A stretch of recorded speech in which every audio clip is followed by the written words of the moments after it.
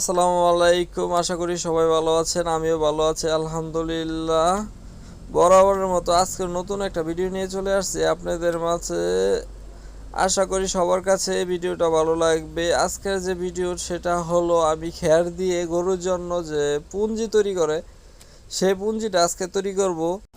আমি চলে আসছি মাঠে। এই মাঠ থেকে আমার পুঁজি খেরগুলো নিতে হবে সবগুলো মাথায় করে। দেখেন ভাই, প্রচুর রোদ। এই রোদের ভিতরে এই পুঁজি খেরগুলো নিতে হবে। আসলে কাজটা মনে করি আমরা অনেক সহজ, কিন্তু আসলে এতটা সহজ নয়। আমি এই পুঁজি খেরগুলো বেঁধে দিব, সাথে আমার যে বাগনি জামাই আছে সে এইগুলা মাথায় করে নিয়ে যাবে। সবগুলো খের আমি মাথায় করে নিতে পারি না, সেজন্য সে নিয়ে যাবে। আমি তার সাথে বেঁধে বেঁধে দিব আর মাথায় জায়গায় দিব।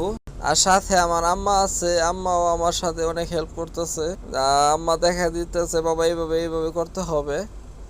এই যে দেখেন আমার বাগনি জামাই কিভাবে এই খেরগুলা নিয়ে গেল। এই আমি দলা করতেছি খেরগুলা। অনেক রোদ, এই রোদের তাপে থাকা সম্ভব না, তারপর করতে হবে, কিছু করার নাই, নিজের কাজ নিজেরই করতে হবে।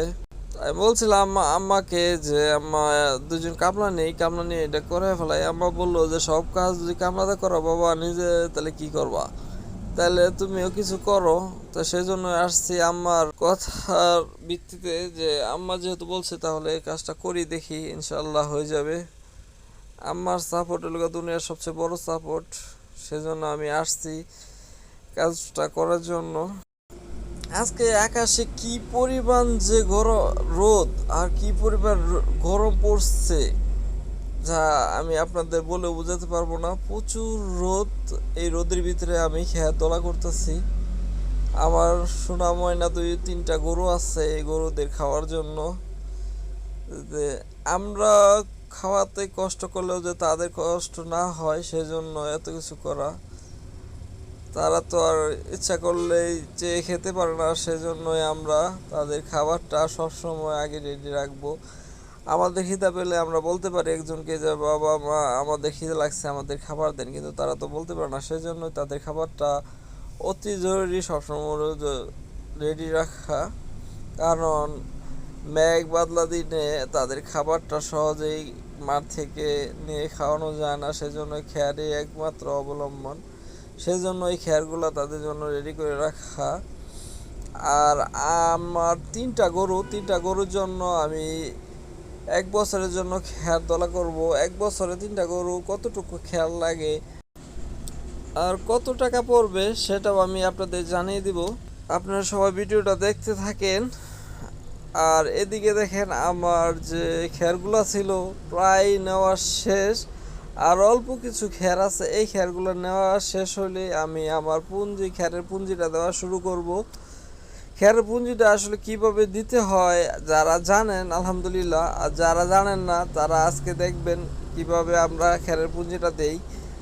আমি অল্প অল্প করে খের দিব, আর আমার যে বাগনি জামাই আছে সে এই খেরগুলোকে দিয়ে একটা খেরের পুঞ্জি তৈরি করবে। তার আগে আমি কিছু খেয়ে নিচ্ছি, অনেক কাজ করছি তো অনেক গরম পড়ছে, সেজন্য কিছু আমের ভর্তা আমায় তৈরি করে দিল। আমের ভর্তাটা খেয়ে আবার কাজ শুরু করে দেব।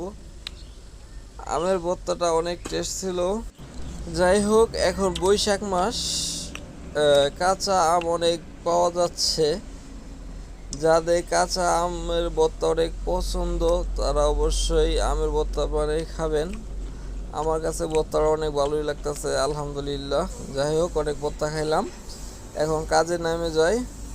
এই যে দেখেন ভাই, আমাদের খেরের পুঞ্জি বানানো স্টার্ট করে দিলাম। কিভাবে বানাইতে হয় আপনারা দেখেন। প্রথমে একটা মাচা তৈরি করছি, মাচার মাঝখানে এই বড় একটা বাঁশ খাড়া করে দিছি। এই বাঁশের চারিদিক দিয়ে আমরা কি করব, খের অল্প অল্প ঘুরিয়ে ঘুরিয়ে একটা পুঞ্জি তৈরি করব। এই যে দেখেন ভাই, অর্ধেক হয়ে গেছে আমাদের পুঞ্জিটা।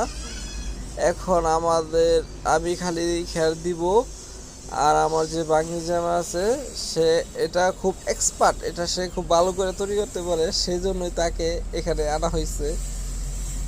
আমি ভালো করে তৈরি করতে পারি না, সেজন্য আমি খালি খের দিচ্ছি, সে তৈরি করতেছে। এই যে দেখেন ভাই, আমাদের যে পুঞ্জি খেরের পুঞ্জিটা মোটামুটি হয়ে গেছে, আর অল্প কিছু খের বাকি আছে, সেটা আম্মা দলা করে দিতেছে। এই যে আমাদের খেরের পুঞ্জি বানানো শেষ। তো এখন আমরা কি করব, এই খেরের উপরে পুঞ্জির উপরে একটা জালি দিয়ে দিব, যাতে করে পাখি নষ্ট না করে ফেলে, পরবর্তী টাইমে যেন এটা নষ্ট না হয়, সেই জন্য এই পুঞ্জির মাথায় দিয়ে দিলাম।